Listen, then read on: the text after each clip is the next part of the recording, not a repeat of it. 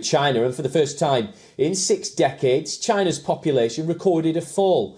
This is a historic change as it will mark the start of a decline, which will have a huge impact on both the Chinese and the global economy. Well, this is the worst drop since 1961, which was also the last year of China's Great Famine. According to China's National Bureau of Statistics, China's population declined by roughly 850,000. At the end of 2022. According to UN experts, China's population will shrink by 109 million by 2050, which is more than triple the decline of their previous forecast in 2019. This has also caused domestic demographers to lament that China will get old before it gets rich, which will slow down the economy as revenues drop, and government debt increases due to soaring health and welfare costs. According to experts, the country's shrinking labour force and downturn in manufacturing heft would further aggravate high prices and high inflation in the US and Europe. According to the head of the National Statistics Bureau, people should not worry about the decline in population, as overall labour supply still exceeds demand. According to records, last year's China's birth rate was just 6.77 births per 1,000 people. This is a fall from a rate of 7.52 in 2021.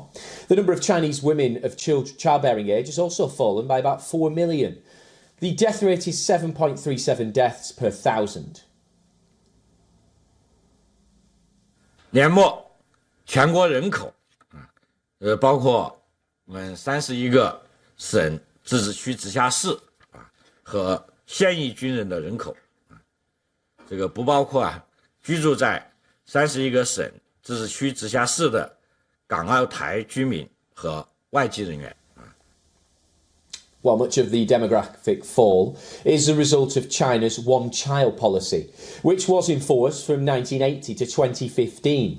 Now, years after the one-child policy has been changed, the country is still looking at ways to encourage childbirth with incentives.